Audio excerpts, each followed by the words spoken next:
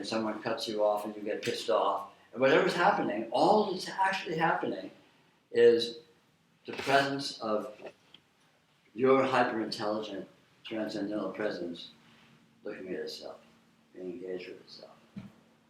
That's all that's ever happening. And it looks like all this shit, it looks like whatever's going on, it looks like, moment-to-moment events that as human beings we're all very used to being able to talk about and orient towards and get upset about and so on and so forth. But we typically don't notice the baseline of presence of experiencing, which is in fact the only thing that's actually happening. An exact analogy that is quite easy to talk about is dreams. Since dreams are a special case because dreams are a kind of experience that you can find, you can lose yourself in, and you can also find yourself outside of, which makes it a little bit interesting. The waking state's harder to look at because typically when you're not in a waking state, you're either sleeping or dreaming or dead or something. So it's a little harder to look at it critically. But dreams, fortunately, you can look at dreams. Now, dreams are clearly an example of what we're talking about. A dream, when you're lost in a dream, all sorts of eventfulness can seem to occur. You can be there and things can be happening and you're engaged with somebody and you're trying to do this and trying to avoid that. And just real complexity and all sorts of detail, and it's all objective and it's all really matters or not or whatever. And then you wake up and, it was all a dream, which means none of it really happened. It just was a presentation. It was a seeing as if it was happening. It was a simulation, essentially. But none of it really happened. None of it was actually there. If you could look at the waking state from the point of view of sleep, which is difficult to do because when we're asleep we're not conscious, at least in terms of the waking condition we recognize, you would notice the same thing. As soon as you go to sleep, the waking state utterly, completely disappears. It's not like it's sitting there waiting for you somewhere. It's gone. It's as gone as a dream does when you leave. When you leave a dream, it's gone utterly. When you go to sleep at night, the waking state is gone utterly. It's not there because it's not being seen. So, being experienced is actuality. Reality consists of the presence of your experiential feeling. Period. There's no objective world. That's really interesting. There's no other people. That's really interesting. There's your experiential feeling. Well, wait a minute. There's all these people in my experiential feeling. There are all these people in my dream last night too. Where are they now? They may say, in the middle of a dream, they may say, wait a minute, I'm here, I'm talking to you. Don't tell me I don't exist, you asshole. I think you don't exist. All that can happen in a dream, but then you wake up and who's left? Man. Who's the last man standing? Right? You go to sleep and where do we all go? You go to sleep and it's just you, right? The world and everyone in it is just gone. What do you think happens when you die? Gone. Okay, back to you. Gone. And when it's gone, it may as well never have been. It was just an instantaneous, momentary apparition. So this is a little contrary to the normal human way of thinking of things, that most people hang out in, I guess. And because of this,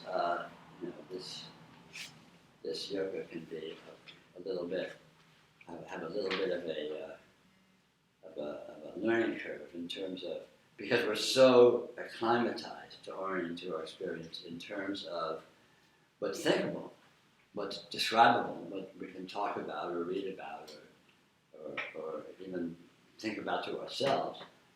And what this actually is not like that. It's weirder than that. So,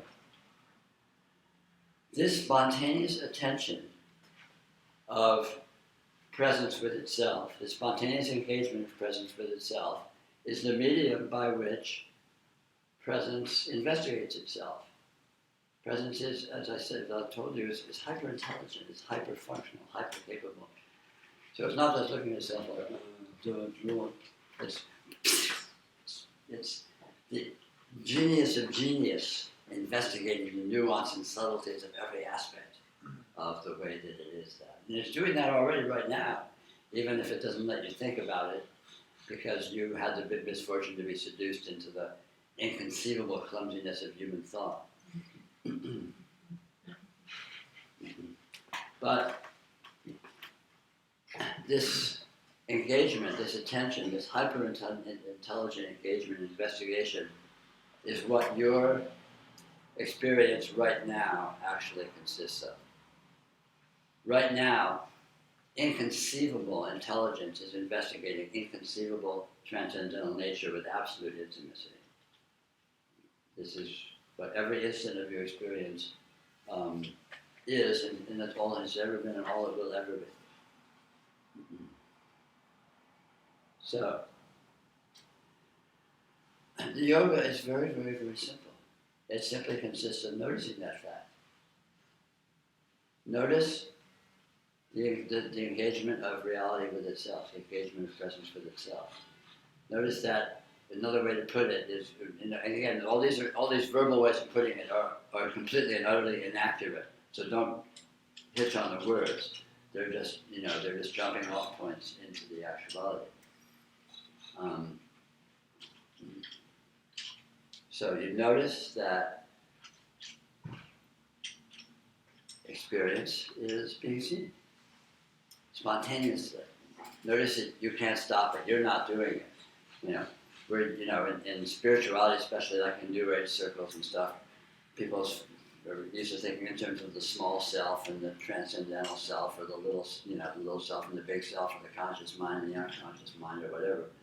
But the small self and the conscious mind and all that are a fabrication of the conceptual mind and doesn't exist. So forget about that. And if your mind goes to that, which it will, just like ignore it. That's just insanity. Remember, you're a crazy person. Remember that you're a complete crazy person. Because to be a human being, to engage in human normalcy, is to be totally stone bonkers insane. So that gives you a frame of reference. So when your mind starts trying to get a handle on things, you just pray. Go yell it. Go to the back corner and yell it. But the engagement of experience with itself does not depend upon conscious mind. It does not depend upon thought. Whether thought's happening or not, experience is being seen. Experience is being seen intrinsically, in real time, right here, right now. And that's what you are, that's all that's happening. And so you feel it. How do you feel it? Well, it's the only thing you ever felt. You feel experiencing. Experiencing is the one feeling of the one thing. It seems to present as all of this chaos of characteristics, so it gets very confusing and disorienting, which is where human thought gets to bootstrap itself up and jump in and claim to have validity. What about this? What about that? What about this? All this stuff happening in the thought. But that's just taking advantage of the inconceivable weirdness of this absolute differentiation of the presentation of this one event, of this one thing to itself. It presents itself to itself as everything, even though it's only itself, which is very strange. That's another aspect of the way in which what this is absolutely ungraspable by thought. What kind of an object, what kind of a thing is one thing but looks like everything, and is itself invisible? And yet is itself the only thing. What kind of an object, what kind of a critter would that be? What would that look like? Well, it looks like this. It's exactly like this. And that's what's really here. This one thing, which is the actuality of your experience and the actuality of your transcendental presence experiencing itself, which is just a long circumlocution of saying your being itself. And so the yoga simply consists of, notice that fact.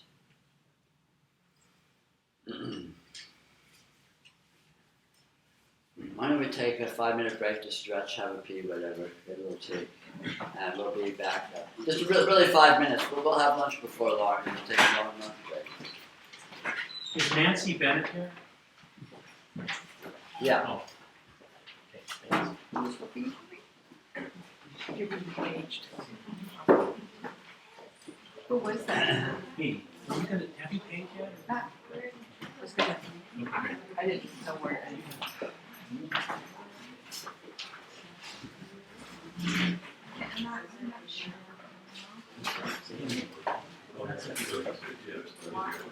You registered? Barbara? Is there an extra spoon? Yes. Yes. You received her.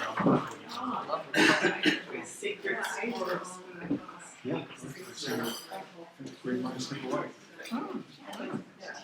It's always the way. It's like, I can finish my cookie. It's working now. Oh, cool. Were you in the it's going using my phone, not mine. Okay, well, whatever. So maybe I wanted to use it on yours. Really? Mine is with them. Sure. It's Yeah, I get that. not the same thing.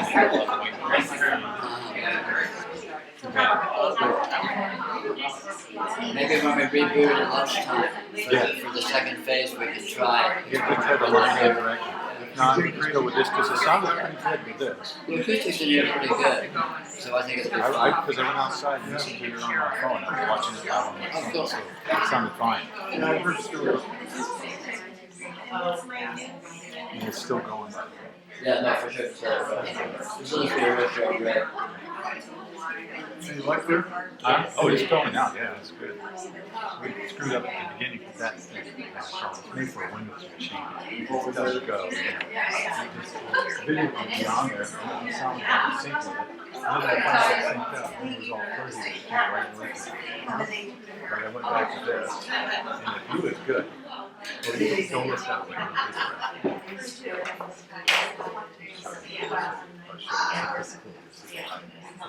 40 seconds. That's cool.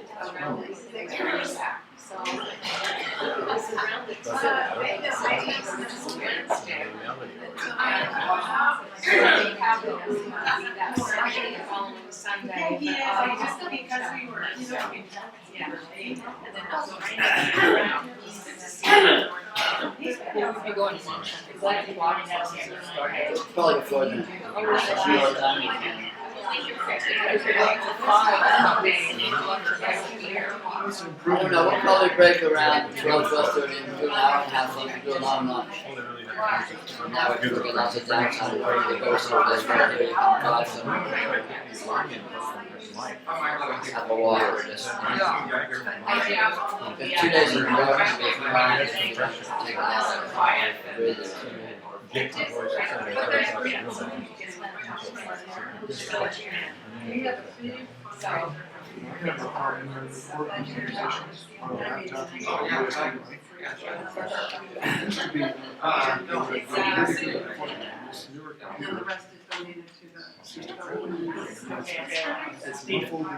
Nice to meet you. Who ends up with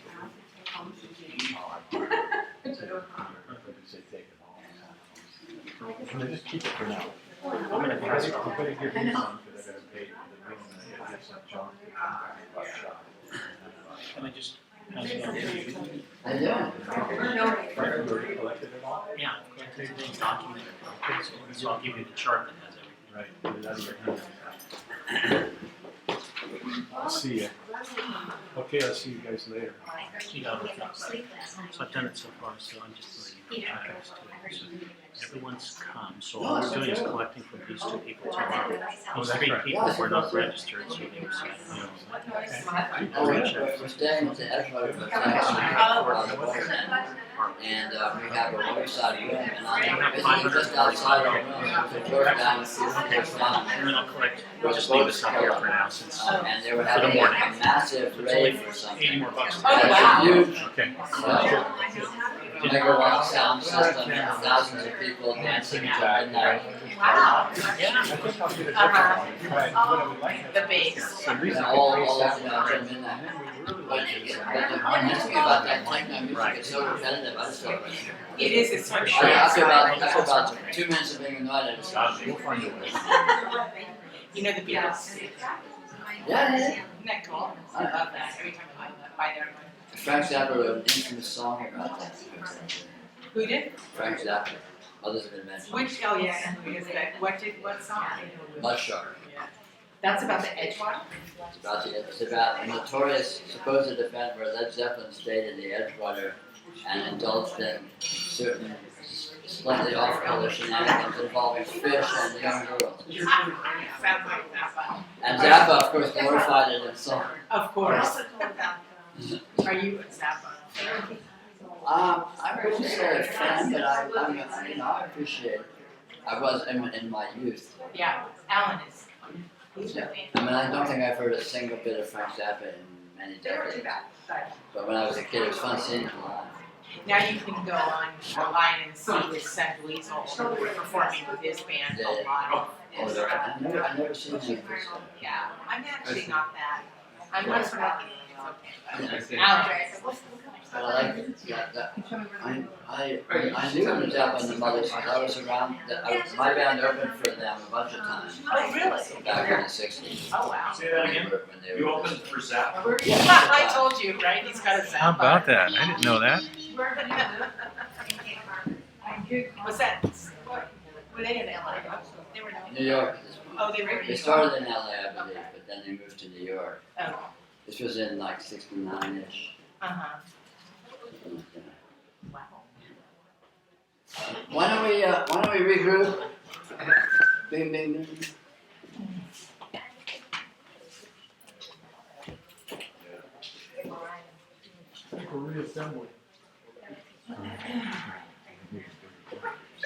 What's that? That was nice, actually. I don't know. You can see yourself. I mean, Still there.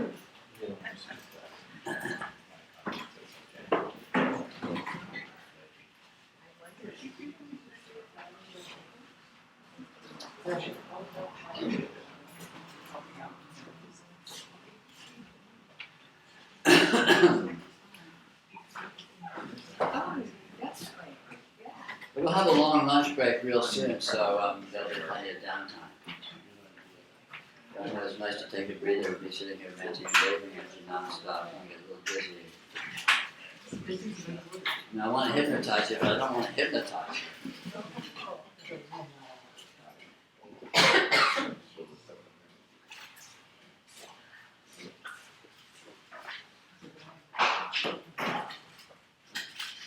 So, we're back.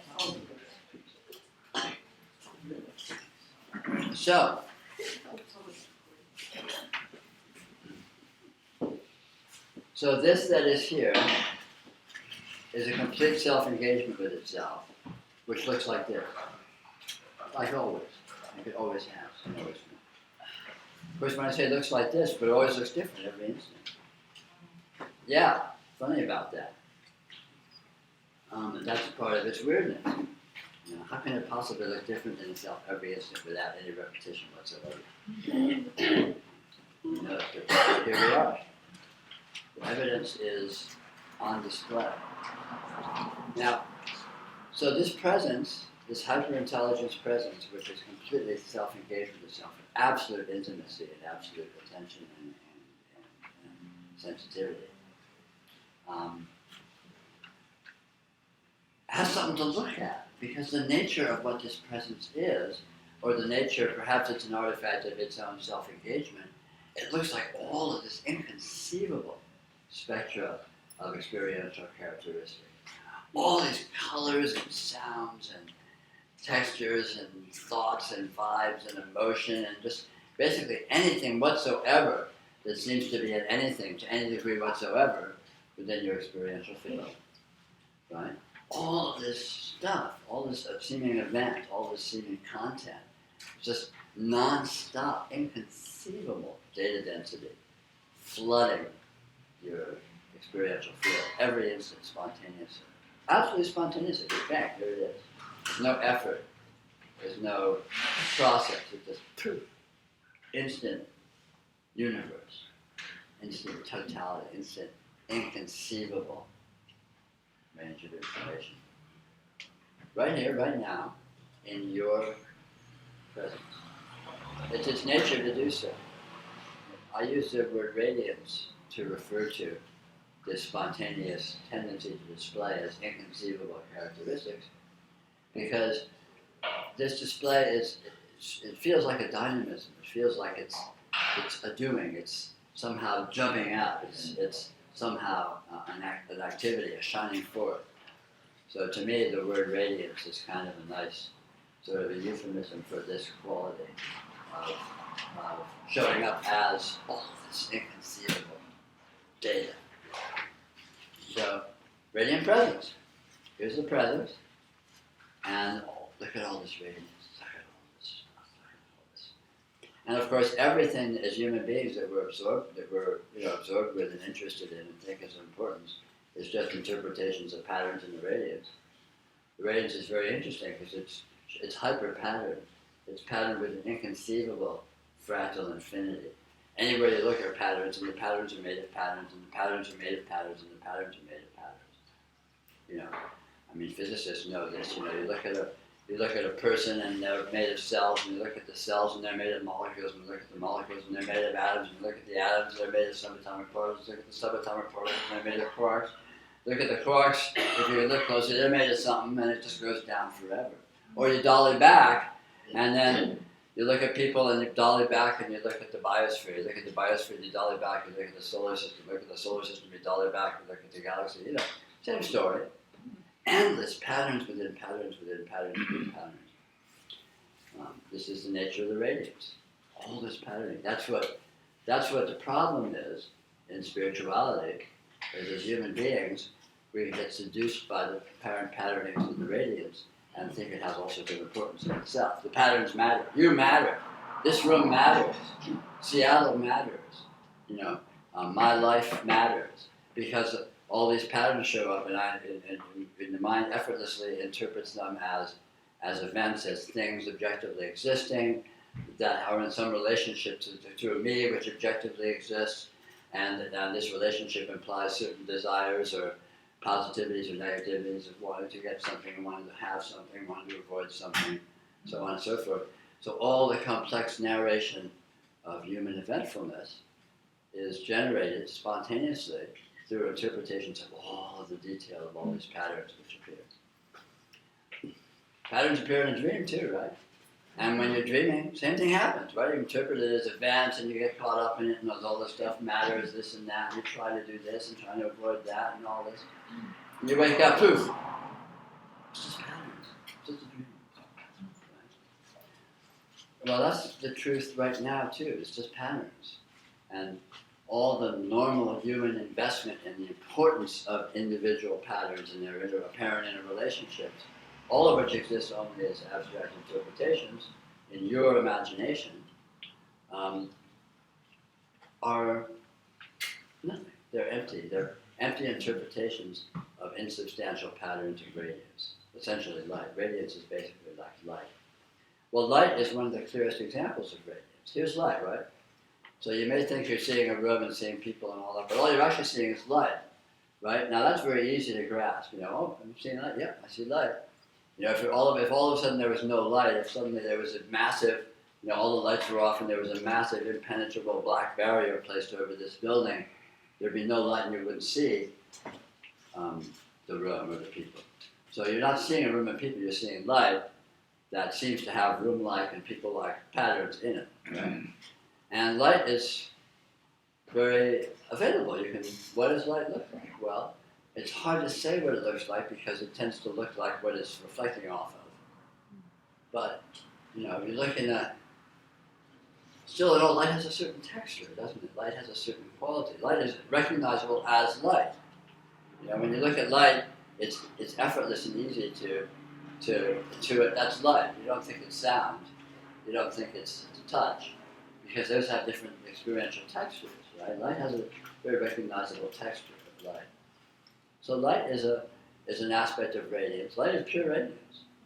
No light comes from the sun. Light is photons oscillating, traveling at the speed of light exactly in every direction, blah, blah, blah, blah, blah, bullshit, interpretation, wrong. Light is a very immediate and obvious instance, perhaps one of the most accessible instances of the presence of radiance. Light is present in experience. That's where it is. It's not in space. It's present in experience. And of course, this is easy to verify. You close your eyes, there's still light. It looks like these little faint flickers maybe at first. You go to sleep, there's still light, right? You start dreaming, there's light. Where does the light in your dreams come from? Is it coming from the sun? Did you leave a light on? Right? Where does it come from? Light shows up in consciousness because radiance shows up in consciousness because experience is radiant presence. Presence never shows up naked. It always shows up in fancy dress, and the fancy dress is the radiance of all of these astounding experiential characteristics, which can look like anything. I mean, think of every experience you've ever had. It's all made of the same stuff. It all looks inconceivably different. I mean, a memory looks inconceivably different than what stubbing your toe, the sensation of stubbing your toe looks like, which looks inconceivably different than anything, than feeling love or feeling a strong emotion, right? And yet they're all made of the same thing. They're all made of instantaneous presence of experiential energy, let's call it, which is just another euphemism for radiance, which is just another euphemism for this actuality as it is, which is with all this inconceivable readout, all this inconceivable apparent characteristics. So, this is radiant presence. Your experience is radiant presence. It's nothing other than that, never has been, never will be. Of course, we don't usually recognize that because we're really busy being caught up with who did what when and what we have to do when and what we want and what we don't want and blah, blah, blah, blah. The whole story, the horses are off and running. But all of that, what's that all based on? What's it being spun off of? It's being spun off of this presence, right here, right now, of all this pattern. Always, because there's nothing else for it to spin off of. You didn't know there was a world until you were experiencing. And even when you were first experiencing, you didn't know there was a world. It took a while before you learned the art form of interpreting your experiences consisting of a world, and bodies, and others, and situations. At first it's just, wow, just this big presence. And it never stopped being that. Mm-hmm. See, this is a great advantage. This is our great opportunity. The original primal experience never went away. What you experience at the instant you were born is exactly what you're experiencing right now. There may be all sorts of overlays of fancy conceptualization and interpretations of history and memory and blah, blah, blah, blah, blah. But all of that exists within the context. It is actually made up of this primal presence of this inconceivable event, this soul event, which is here now, always. So, yoga is very simple. You just notice that. And of course, since you're already always noticing it, that's easy to do. Of course, again, the challenge, the fly in the ointment is we're really good at not noticing it. We're really good at getting caught up in all our stuff, all our stories and our narration and our self-image and our interpretation, all of which exists in imagination. So, in large part, the yoga in its early stages consists of a kind of a gentle acclimatization, a gentle moving away from our usual life narration and just notice the presence of experience. Is experience present? Sure enough, is. It's, and just feel how that presence is inconceivable. Feel like there's no way you could do this or make it or describe it. It's just wow.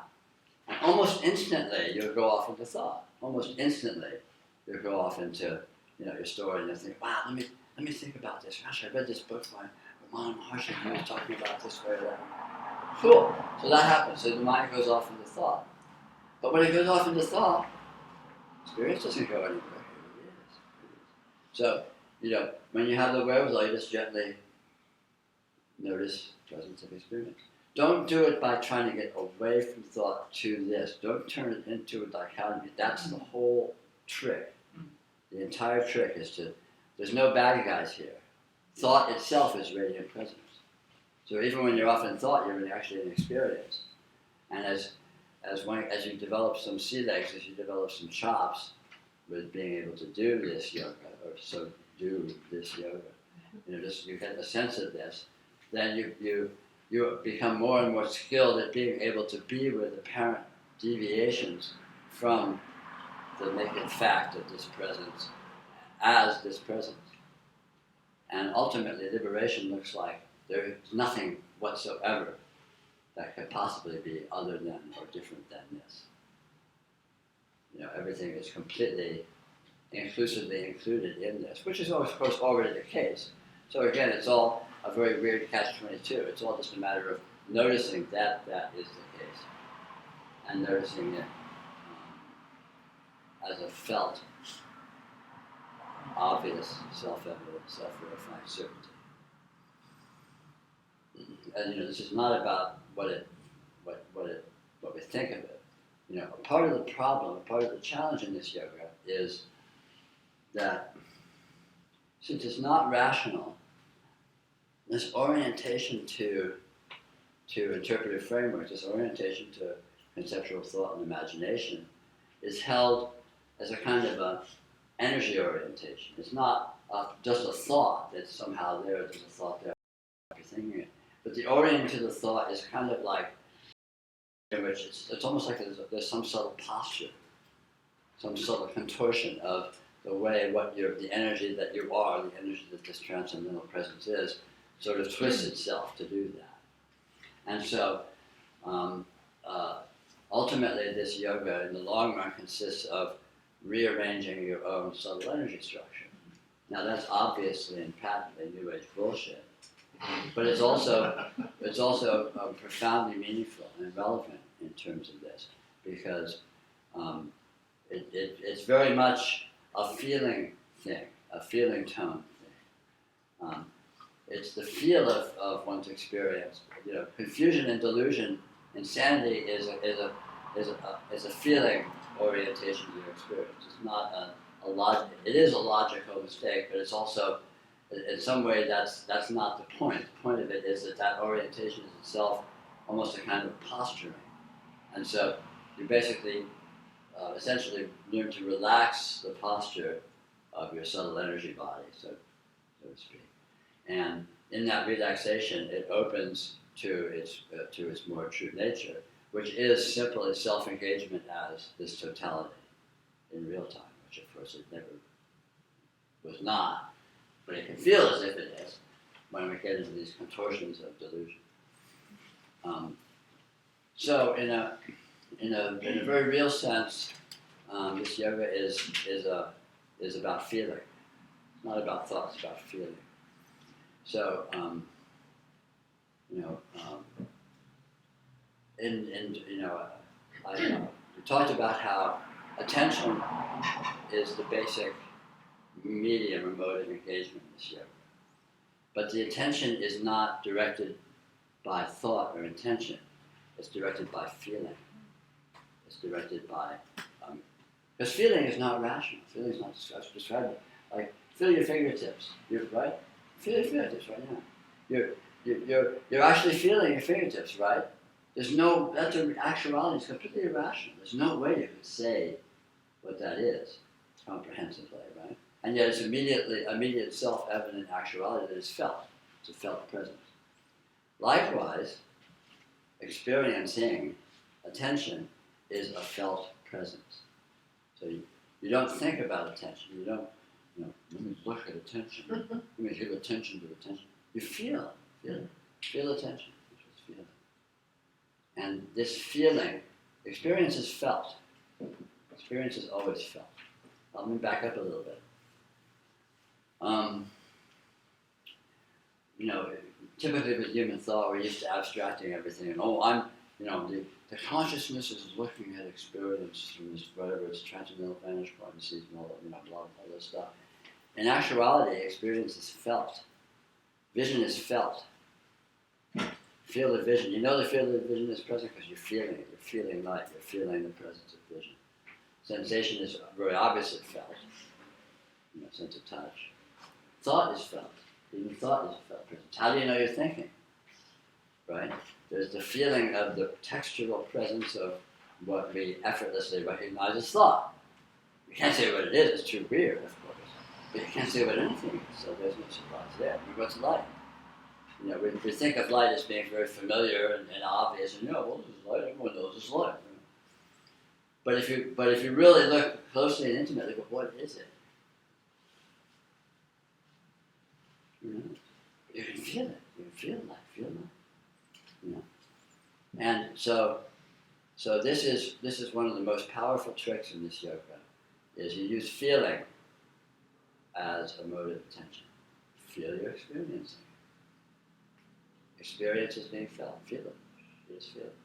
And again, you're going to spin off in your mind, you'll start thinking about things and all that, and that's cool. Don't worry about it, because that's not a problem. Remember, that's not the enemy. That's not doing it wrong. That's what doing it right looks like. You'll feel it, and then instantly you'll spin off into something. Because another aspect of the nature of the radiance, all this patterning showing up, is it's absolutely dynamic and unstable. Your attention is continually zooming in and out, getting big and getting small, and noticing this and dancing around. That's its nature. So it is absolute inconstancy. People that have tried to do formal meditation where you try and sit and contain the mind or still your thoughts or something will, of course, come up against this fact of, oh my God!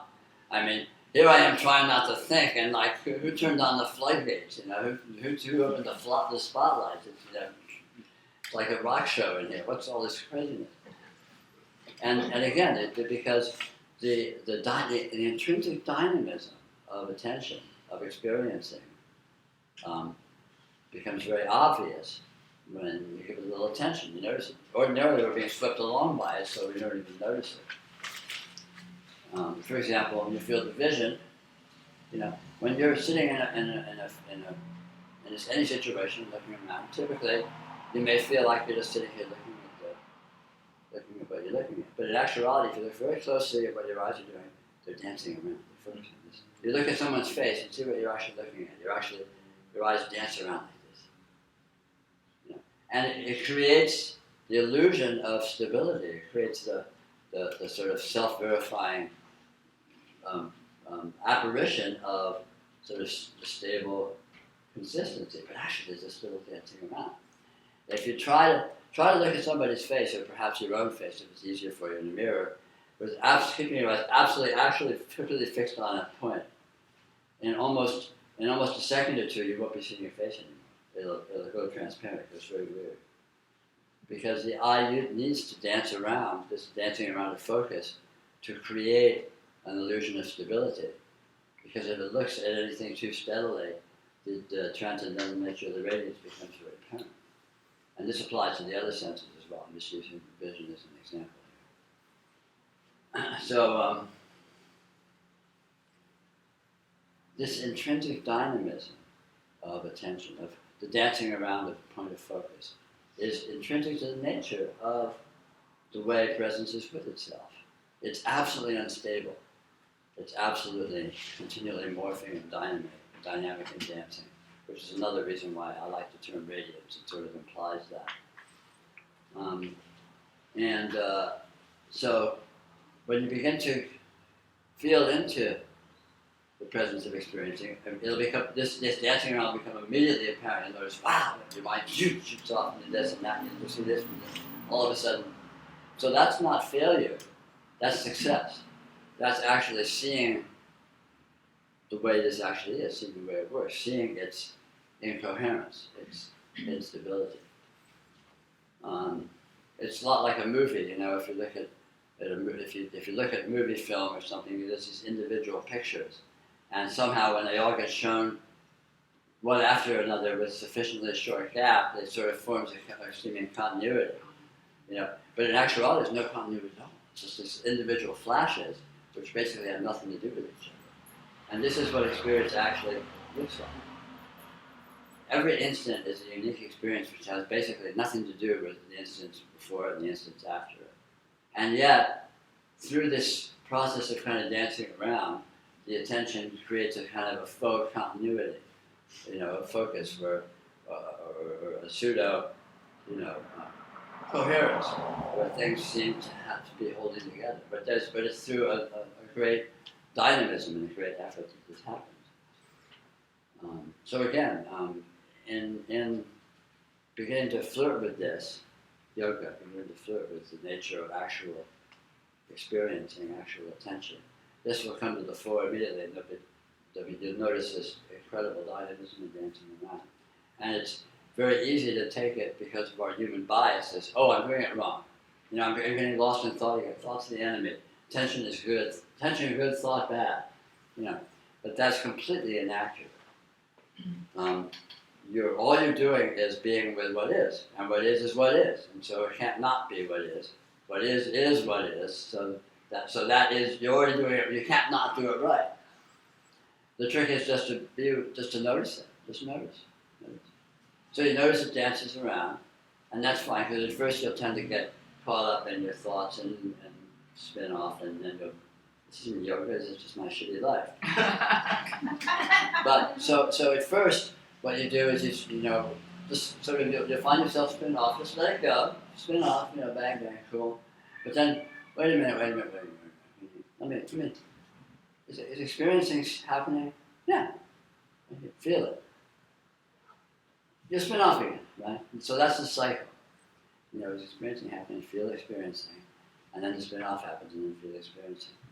And so this is the yoga. This is the yoga, and it evolves and morphs almost continuously, forever, in what it looks like and what its kind of occasion is. At first, it'll be a kind of a seemingly spin off for long periods of time, and then you remember, wait a minute, let me feel present. Okay. Wow, yeah, and then spin off for a long time. Cool. It's all good. And eventually, you begin to notice, you get more subtle because you build up chops. See, the intelligence, because you're not trying to figure this stuff out. You're not trying to think about it. You're not trying to make sense of it and write a thesis. You're training yourself to be sensitive to the hyper-irrational, hyper-intelligence that your attention already consists of. It has its own language. So you begin to learn that language as you feel the presence of attention. And gradually, or when it happens, as it happens, it happens. And as you learn this language, you sort of develop, it shows up as sort of a deeper appreciation, a richness of exclusiveness, of subtlety, of being able to be with nuance, and you begin to be able to be with the spinning off as it too, and so on and so forth. But then again, eventually you get to a point where the spinning off feels like a spinning off, and you're just gone. And again, so you repeat the process.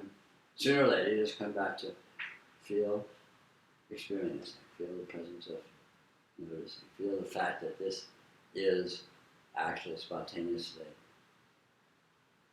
experiencing yourself. Fact, feel, spin off. Fact, feel, spin off. And basically, that's the yoga. And over a course of time, it evolves and morphs, and your sensitivity to what it is and the way that it is evolves and morphs until before very long at all, you will be inconceivably beyond the human realm in terms of ways in which you're participating with and experiencing your experience. Which of course you already are, but you'll be noticing it, you'll be participating in it consciously, rather than being this conscious, crazy person dupe, pathetic human being suffering through your crappy life. You'll be this transcendental actuality you actually are, which exists beyond space and time, exists beyond individuality. It literally does. It already does. It already is that. But you very quickly come to participate with it on that level, on its own intrinsic level, as that. And that's what all the fancy mystical books are about. The Atman is fully realized here and now. Satchitananda. I mean, all this stuff. I mean, all the stuff. You know, the Vedas, all this inconceivably bizarre metaphysical hyperbole. It's all literally true. Yeah, this is God. This is absolutely transcendental. This is beyond space and time. You know, you never were born. You never will die. All this is literally, actually, factually true. And through this yoga, you come to discover that and participate with experiencing it on that level, so to speak, very directly for yourself. So that is the yoga Vedic practice.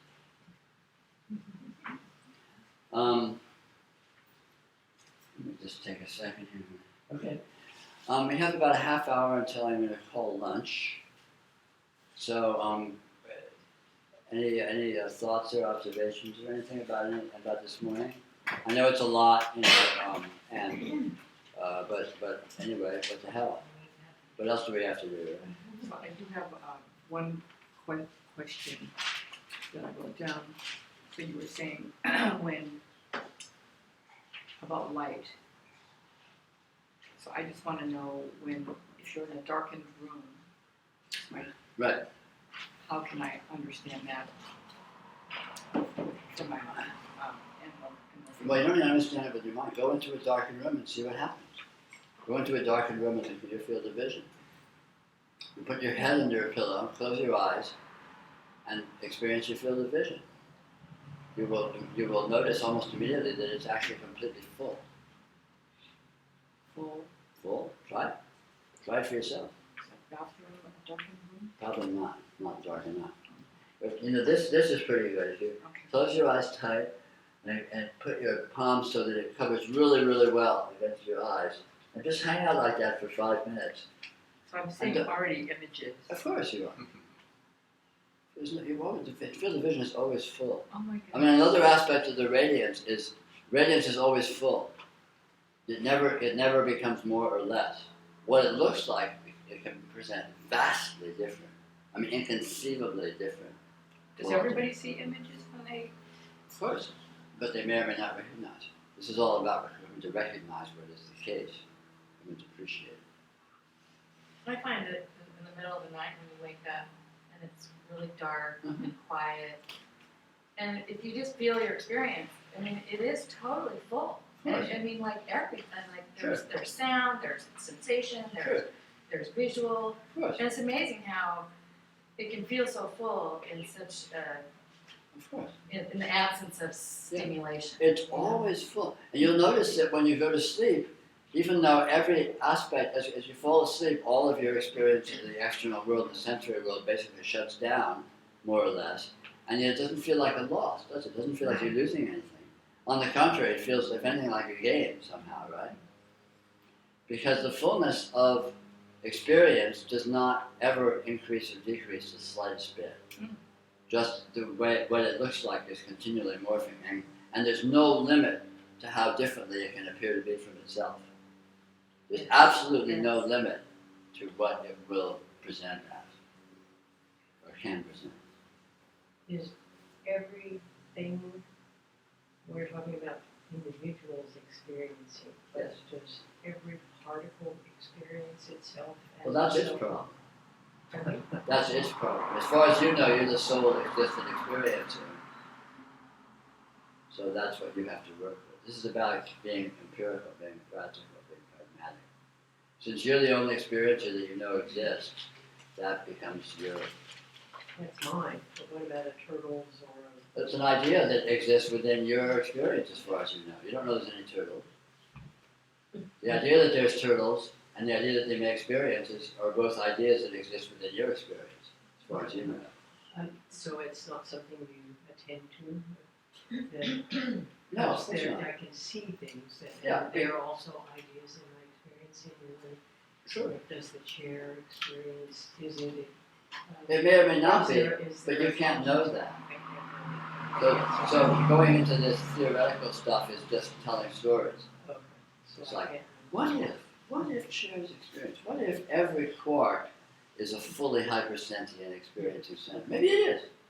Maybe it's not, but that's their problem. Okay. You know, this yoga is totally pragmatic. It's about find out what you are, and let everyone else, everything else, worry about what it is. When you find out what you are, then you may have some interesting input. I was asking you. Oh, I'm not going to say. I'm going to say find out for yourself. But I will say this: there's nothing whatsoever other than radiant presence. Ultimately, absolutely transcendental radiant presence. So even if there is infinite separate experiencers and every sub-quark is a total experiencer, it's all just radiant presence, so it doesn't matter. Many in one are human ideas. Many in one are complete irrelevancies in actuality. So that kind of leads into my thought. So as you're talking and speaking and this experience, I can feel the oneness of it all.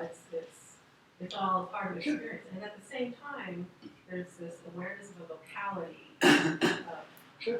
and I'm grappling with that a lot, that this two and one. Yeah, well, don't worry about but two-ness and oneness is abstractions. Locality is not an abstraction. Locality is an experience. So when locality seems to show up, look and see what is showing up in experience. What is it really? What's locality really? Locality isn't really locality. And is locality exclusive? Is locality here as separate from some there? Or is it not like that? Is it weirder than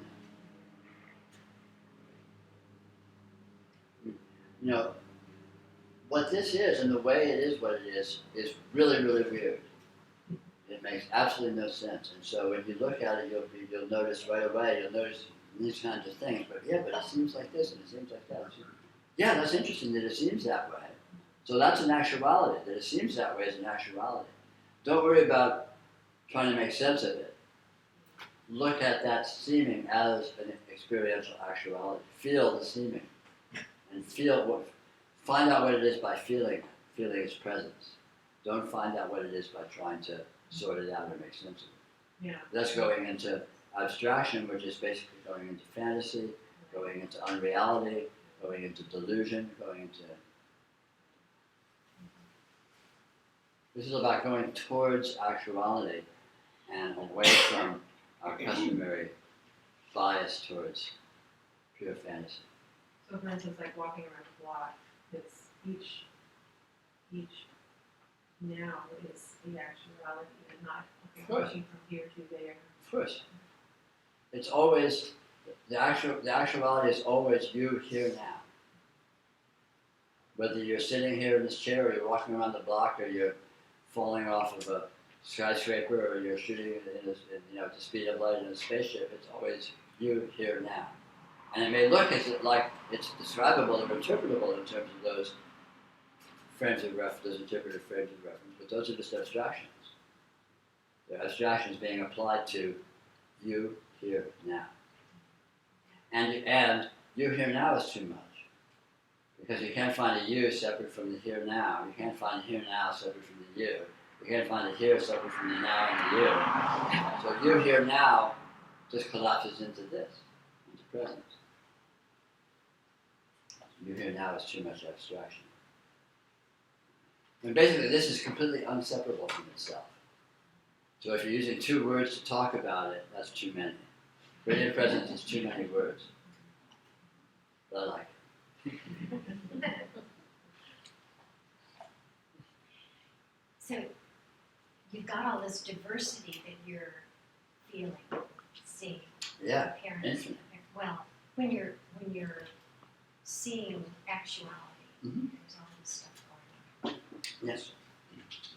How does that relate to the feeling of unchangeability, solidity,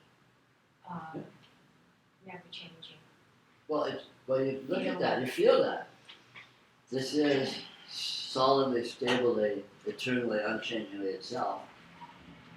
And it is absolute changing, vast, inconceivable, dynamic information.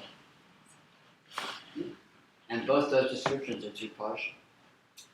So again, that's too much information, it just is this. Is one more like a more, what is the word? Absolute form of the other one? No, there's no one and there's no other, it's just this. It's just And the that. one is this and the other is this. And that they seem to be a one and an other is part of the weirdness. Everything that seems to be all of this inconceivable differentiation is one thing. While yet seeming to be all this incredible differentiation. Isn't that weird? And it's also Yeah. just the stable, unchanging. Yeah. In a very, very profound sense, absolutely nothing ever happens, or has happened. In another very profound sense, there is absolutely zero stability, zero constancy, not even zero existence. Both those statements are completely true, and the fact that they make absolutely no sense and seem to be diametrical opposites is part of the weirdness. That's what I'm talking about is the challenge of trying to approach reality in terms of, because in human logic, A is not B, B is not A. You know, even two A's are maybe similar, but they're differentiable. Whereas in reality, A, B, C, D through anything are this. While still being A, B, C, D or not, whatever. So, you know, multiplicity and unity and all of that are one and the same thing. And of course that's nuts from a human point of view, human logic. But that's part of the challenge of being with how weird this is. What experience actually is so weird that, you know, usually people look at it and they go, you know, that can't be. You know, they go back to human logic because it's so familiar and it makes sense. You have your thises and your that's, your druthers and your non-druthers and so on and so forth, and you know. So I'm feeling more drawn to no reference points. Sure. You mentioned that. And so what comes to me is your descriptions and my imaginings of the infant Sure. that I once was, and how that infant would experience, say, this room, or, you know, being laid out in the grass. Sure. And I think that's, what we're trying to get to, if at all possible, is seeing without the labels. Right. But you see, you don't need to get to it because it's already happening. You never, that's where you are. That's right here, right now, and always has been. The labels is just an addition that's also here now. Yeah. But the one doesn't block the other, doesn't stop the The other. They labels don't coexist. block, Of course not. really? Of course. Your experience is present right here, right now, as a whole, as a unit. The But labels claim otherwise, but that's their business. because it seems that, and the words are going to get all screwed up. Of course. So that's word's job to get screwed up. That's what Oh, they're here for. good. They're here to So- fuck us over. Yeah. So I have a sense that I look at things, but I don't really see them because I think I know what they are, or I think it's not important, and I somehow tune it out. I mean, this Right. is nothing conscious, and I'm just Right. guessing this is what's happening because it feels that way. Right. But all of that is actually direct experience. It's not direct experience, it's something other than that. So direct experience is within. Direct experience is ultimately and fundamentally and radically incoherent. So direct experience can look like not direct experience. Direct experience can look like not seeing.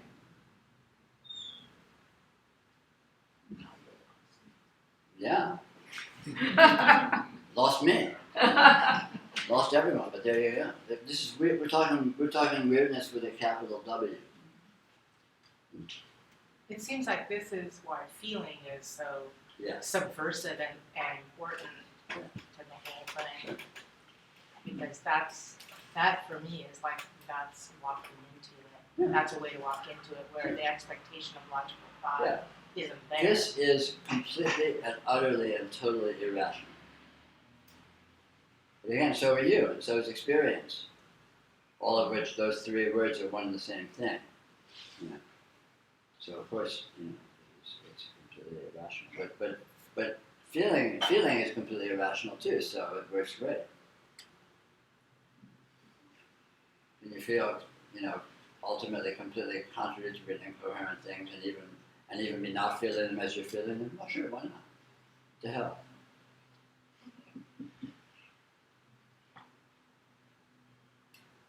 So don't worry about what it is or don't try to make it into something. Don't have a picture of what it's supposed to be, and you're interpreting what you're doing as being not it, and you're trying to get from that to and it.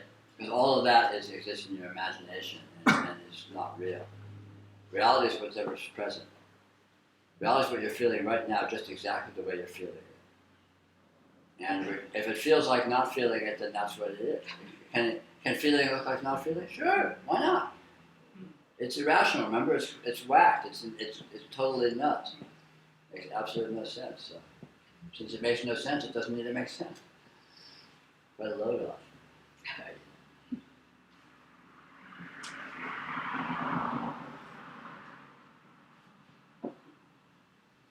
So after lunch, we'll take a nice long lunch.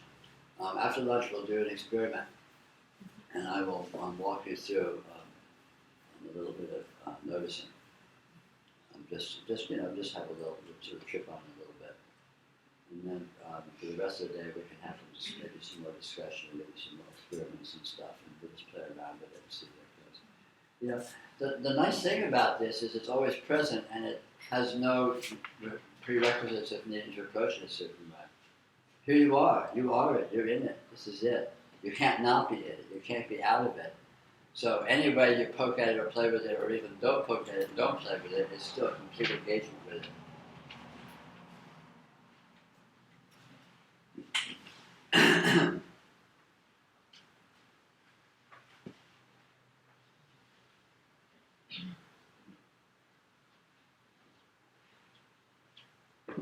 Anything, hopefully none of this makes any sense to you. But is there any part of the discussion today that I don't know, it does make sense? How about that? Anything made sense? I'll try to trash that for you. Just the fact that you talk about the hyper-intelligence. Yes. Oftentimes I feel that with my best control, my best ideas, something else really completely orients and takes me Of to course. another place. And it always appears to be right, no matter Of course. what I do. And it's comforting. It's just so comforting. And All event happens with absolute inconceivable precision and intention, and there's no accident. And what does anything is doing everything. What does your functioning is exactly the same thing as what's making those leaves out there photosynthesize, making the sun shine, making gravity hold the earth together. All of that is all happening right here, right now, by the one cause, the radiance. And this radiance is hyper-intelligence doing all of it.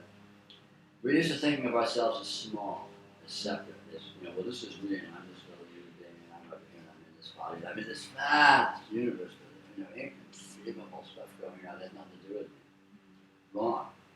What I am is what's doing all of it. What I am is what all of it consists of, it is made of. Literally, right here, right now, in real time. Nothing else in that whatsoever. And so, I look at this incredible, inconceivable, apparent functionality in detail. And so calling it, hyper-intelligent seems like an understatement to me. And then there's the pathetic personality with its meager rational intelligence and its laughable neuroses and what all and what all. And that's an aspect of it too, isn't that amazing? You said two words kind of separates everything what this is, and can one just say always? It feels to me like it's never been gone. Never gone. Never gone. Never and gone. Always here. Always here. Present. And one thing that I don't know if this is the same thing, but it just keeps coming up to me a lot. I was 15 years old in a high school classroom, and I don't know why I was working this experiment, but I thought there was nothing going on. The window was open. There was no big thing going on. I thought, just remember this moment. And I have remembered that moment. It is the same moment I'm in now. This is the moment, yeah. This Lots is the moment. has happened between that moment, but it is the same moment. It's And always nothing that happened. It's just this here now. moment. Exactly. Yeah.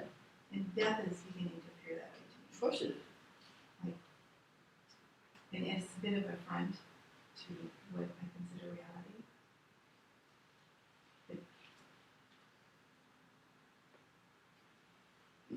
Well, what you consider it and don't consider it is really irrelevant because it is what it is. And so the point is check that out. It is not an abstraction. It is a euphemism for this here now, this presence. That is right here, right now. Always. I mean, always is just another way of saying beyond time. We think of time as happening, this now, and now is a little snippet embedded in this vast inconceivable time. And yet, you can't find any vast inconceivable time. All you find is the eternal now. Right? So time is an abstraction. When you talk about weirdness, does it still feel very weird to you? Not Its nature is weirdness. Weird is ultimately, or after a little while, weird becomes a less relevant word because weird is really with reference to any kind of human normalcy. But it is intrinsically weird in a sense, even relative to itself. I mean, yeah, don't worry about it. Doesn't make any sense. That's so big. In other words, I mean, one way of being a little more precise about trying to communicate what this intrinsic weirdness is it's absolutely unresolvable. It's absolutely divergent from itself. So the more you go into this, the more different it seems than itself. Forever. And you go in even deeper and it seems even more different than itself.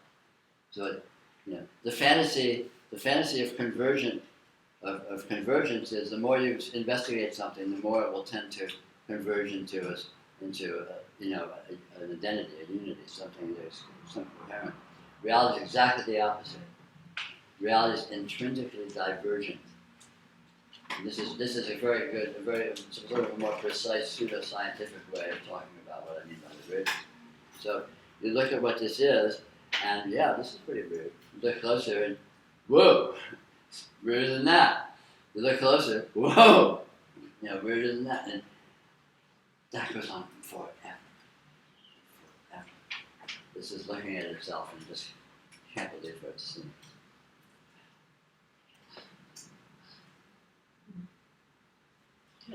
So when you say, as you were talking to her, that I am the universe, it's always. You're everything. There's nothing that is not you. I hear that, but I don't see or experience that. Well, And you my do. mind You wants do. to- You just don't recognize it, Okay. and that's what this yoga is about. Right, but then I beat myself up and think, oh, I'm not experiencing it. Oh, No. You are experiencing it. It's just your conscious mind can't go there, or it doesn't need to go there. That's why you just feel the presence. When you feel the presence, there's nothing missing. There's nothing left out. The entire universe is this presence, and as it felt, I can't justify that logically, and yet it's completely obvious. Just feel the presence of experience. Feel the presence of this that is present. Feel the presence of this actuality that is actual. And is there anything that's left out? Is there anything that's not? So it's a matter of I hear the feeling of the presence, feeling of the presence.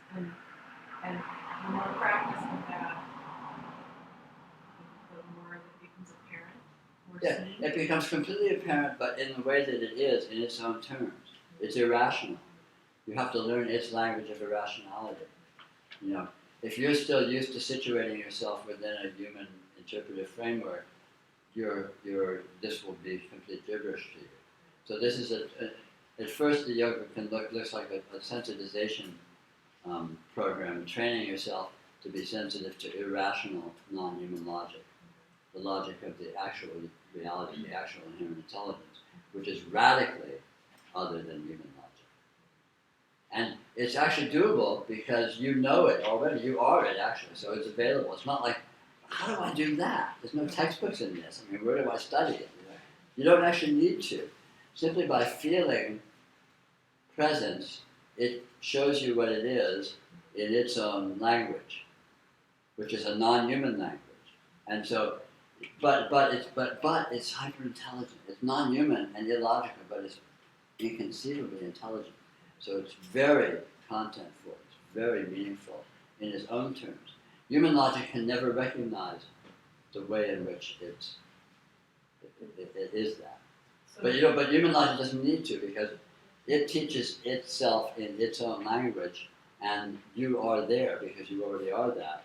So you're basically just tuning into another part of your being that speaks a different language that the human part of your identity is not used to acknowledging or even.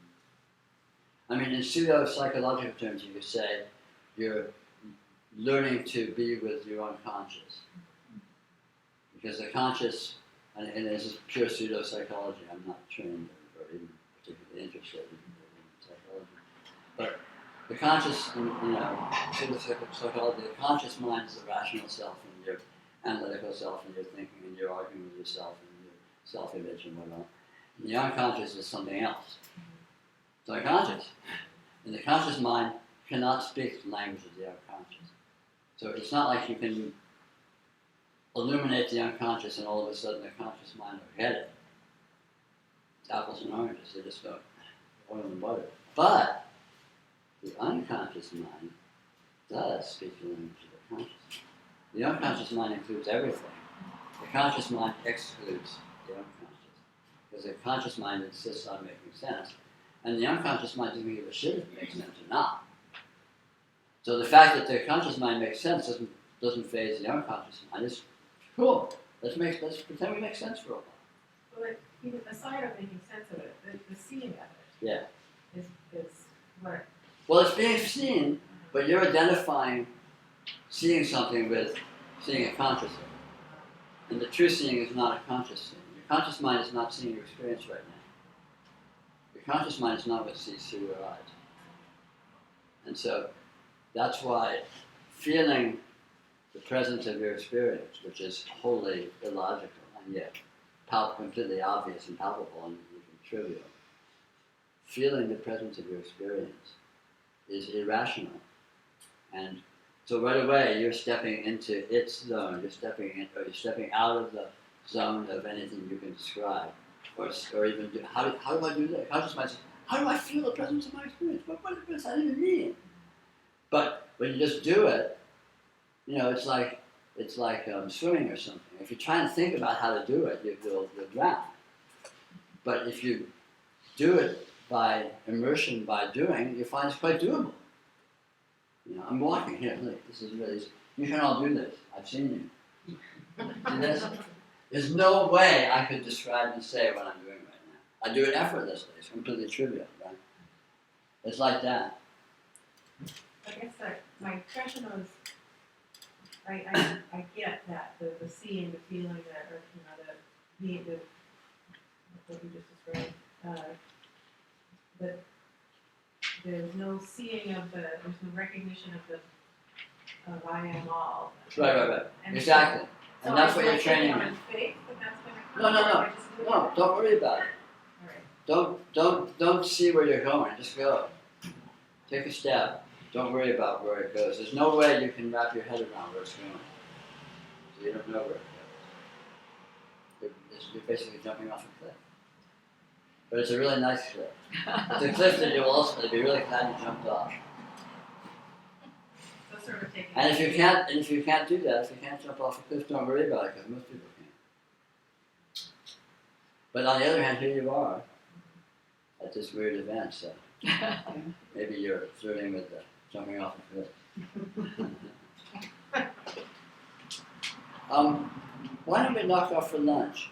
Let's take an hour and a half, have a good long lunch, take some downtime, go where you want to go, have some fun. So we'll plan on reconvening around about 1:30ish, or whenever if most of us end up back before then, maybe we'll start early, whatever. Right? But anyway, the point is just have a good relaxing downtime, no rush.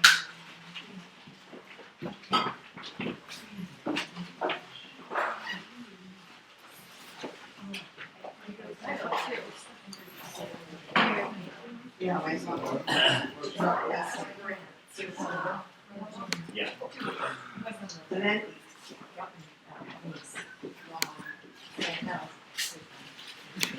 Any interest in driving somewhere fun for you?